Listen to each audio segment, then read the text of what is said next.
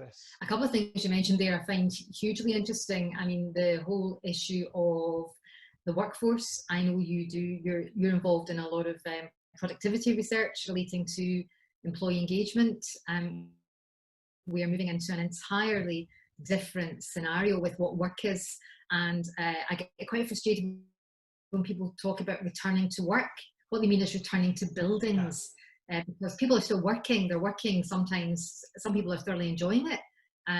You know, someone like me who's never been in Scotland for 4 months in a row for a very long time is getting other family benefits, although a life on Zoom can be quite challenging to, you know, build rapport, keep attention and energy. But a lot of people are working in kind of difficult circumstances, young people in very small flats, shared accommodation and all the rest of it. But this is an opportunity, isn't it, for more diversity in your workforce, a different kind of engagement, and actually maybe some productivity enhancements along the way. Yeah, so there's a number of different things in this. Like any major change, any major shock, there's going to be a shakeout and winners and losers in all of that. And we've seen, you know, major challenges already, even, you know, thinking about the future of cities, town centres. And if people are going to be working from home more, what does that mean for the corporate property market? And so there will be winners and losers in all of this. But I think you're right. It's about saying, if this is going to be the new normal going forward, how can we make this as an opportunity to think about, well, how can we become more productive in all of this? How can we tackle issues around diversity? How can we improve people's well-being? So to give people the opportunity to be able to work from home in a constructive way, to boost productivity, and also to deal with some of the challenges that come from working at home. So, you know, all of us are now finding different ways to do Zoom, to work from, you know, spare bedrooms, to work from the living room, and that's not easy. But if this is going to be the way forward, you know, companies thinking about, well, how can you support your workforce to have a productive and to support their well-being, you know, type of business model for your staff, if that's going to be an opportunity for you to actually become more efficient and a better company over time. So I think, you know, this is probably pushed forward that transition to much more flexible working and much more digital working, probably even, you know, by years.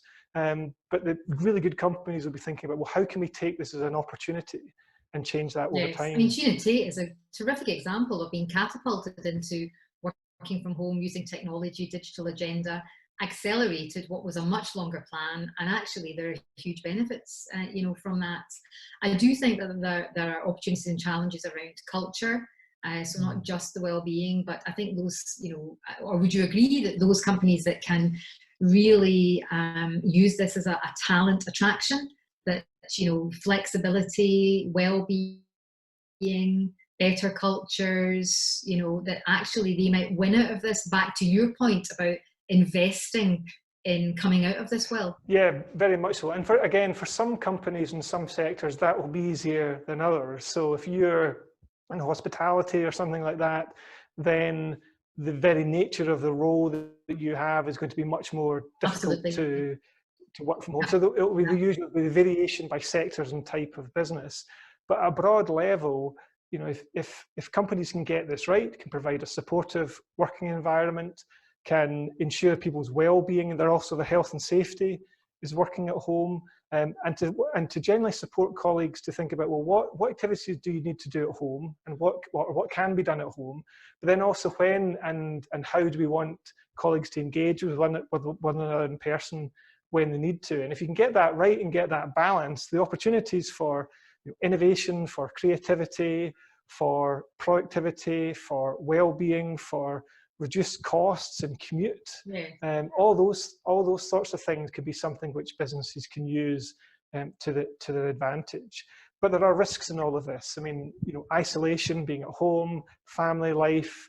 There's a whole host of different other wider issues that get thrown in there. So again, the really good companies will be thinking about, what does it mean for the individual, and how can you support the individual to make sure that they can be the most productive and fulfill their roles and responsibilities when they're working from home as best as possible. And I know that, you know, sitting on the board of one of the UK's, you know, one of the largest banks in the NatWest Group and Royal Bank of Scotland, it's, you know, lots of people sitting in large call centre sheds, but, you know, actually an opportunity to get a more diverse workforce if you can attract people that actually would work very well from a home environment. So like you say, there are opportunities. You mentioned cities, and I did want to, say something about property and how we use property in our towns and cities. And I know there have been lots of calls for, and we've seen it in England, relaxing planning rules to look at actually streetscapes and what might have been used for retail premises. Could that be housing? Could it be all sorts of stuff? But a key strand of Sheen and Tate's specialism is advising Scotland's property sector, and I know that a lot of people are very worried about property investment and generally how that will fare. I mean, do you think there are opportunities there, Graeme? Yeah, very, very, very much so. And I think so. There's a few things in all of this. I mean, before I go into that, it'd be useful to come back to your point about the point about diversity. I mean, one of the things that we've found in research that we've done is that one of the biggest barriers to particularly women going into the labour market is that if they have caring responsibilities, their commuting area is very narrow because they have to be within 5 miles of a nursery or 5 miles of their school or 5 miles of an elderly relative. If you're able to work from home, then suddenly that commuting path becomes much broader, and that's where there's a real opportunity, which does get into the issues around then what does that mean for property within city centres and things. And I think one of the things that we've known over the last decade or so is that the future of city centres will look quite different than it was in the past. A whole variety of reasons. Digital was always going to be something that changed the way of work. The transition to net zero, not only do we need to think about how we move to low carbon technologies, but actually we need to stop traveling. We need to reduce the amount we travel around by significant amounts. So the city centres were always going to have to be reimagined about bringing more people who are working in city centres and engaging in the retail and culture, actually closer within the city boundary, and then reimagining that whole space about how you view a city. So I think there are real opportunities in all of this to relook at our cities and to think about, well, actually, what's our city for now as a centrepiece within a regional area, but the centrepiece in the national area. So thinking about the balance between commercial property, between retail, but also cultural experience. When people come in, they're coming in for that broader experience across the cities. And there'll be some really tough choices in all of that. So really tough choices about the balance of transport, about how people move around, about the size of the space that exists in all of that. But there's real opportunities, I think, to think about how you can do that in quite a different way.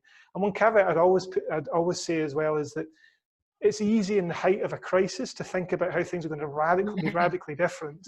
And we have swung to an extreme end.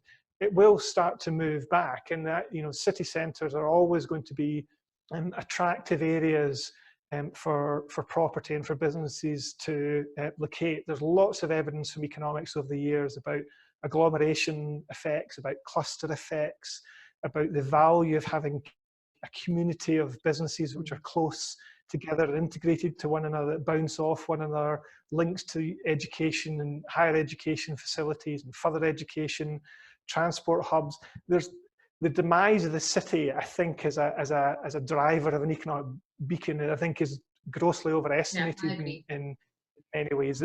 The city will still be the economic heart of the Scottish economy for years to come. It will look quite different in the way we all access it will be different. Yes. Yeah. No, I mean, as a city dweller, music lover, close to the university, cultural experience, and I agree with you that and that's where you really get your diversity as well, which is so important, for Scotland as well. Another